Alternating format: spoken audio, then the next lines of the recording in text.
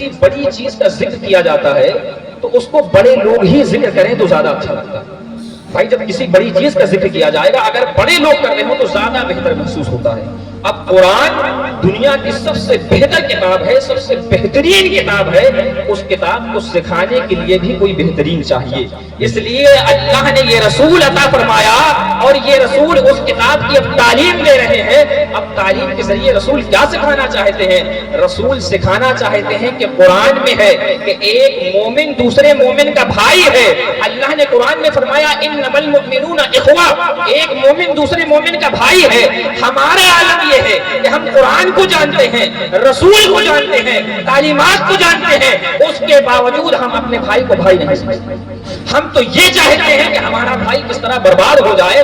ہم آج دیکھیں ہمارے معاشرے کا کوئی ایک شخص اگر ترقی کر رہا ہے, اوپر اٹھ رہا ہے, تو ہم اس کا ہاتھ پکڑنے کے بجائے ٹانگ پکڑتے, اس کا پیر پکڑ کر کھینچ رہے ہوتے ہیں. اور رسول اللہ کہہ رہے ہیں, اور رسول اللہ قرآن کے ذریعے بتا رہے ہیں انما المؤمنون اخوہ, مومنین آپس میں بھائی بھائی ہیں.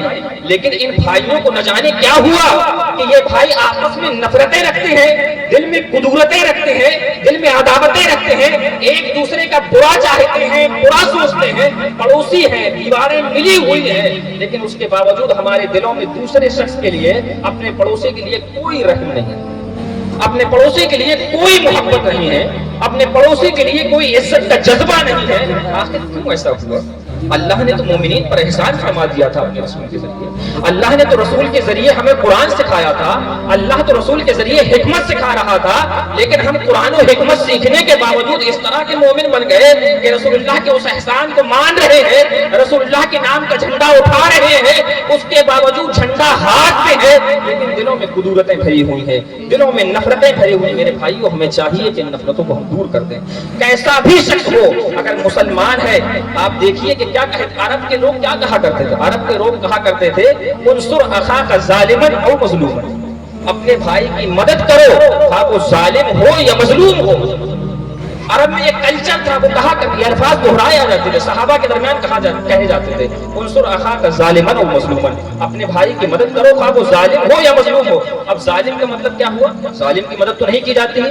ہمارے معاشرے میں یہی بولنے کا یہی طریقہ ہے کہ ظالم کی مدد نہیں کی جائے گی. ظالم کی مدد کرنے کا مطلب یہ ہے کہ اس کے ظلم کو روک دیا جائے, یہی ظالم کی مدد ہوگی. ہمارا اگر بھائی ہے وہ کسی پر ظلم کر رہا ہے, اس کے ظلم کو روک دیں گے, یہ اس کی مدد ہوگی.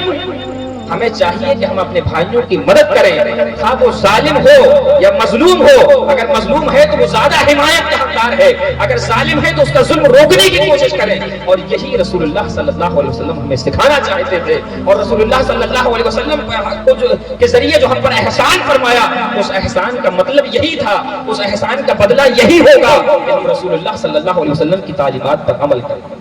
رسول اللہ صلی اللہ علیہ وسلم نے جو بتایا اس پر چلتے جائیں, کیونکہ ہمیں اور آپ کو قبر میں بچانے ہمارے والدین نہیں آئیں گے, ہمیں اور آپ کو قبر میں بچانے ہمارے برادران نہیں آئیں گے, ہمیں اور آپ کو قبر میں بچانے یہ جو دوست رات بھر ہمارے ساتھ بیٹھ کر گپے لگا رہے ہوتے یہ نہیں آئیں گے. ہمیں اور آپ کو قبر میں بچانے کے لیے رسول اللہ آئیں گے. اگر ہم رسول اللہ کو راضی کر کے نہ جائیں گے تو کس طرح رسول اللہ ہمیں راضی کریں, رسول اللہ کس طرح ہماری بخشش فرمائیں گے؟ ہمیں چاہیے کہ ہم اپنے رسول کو راضی کرنے کی کوشش کریں. اللہ نے جو ہم پر احسان فرمایا اس احسان کی ناشکری نہ کریں,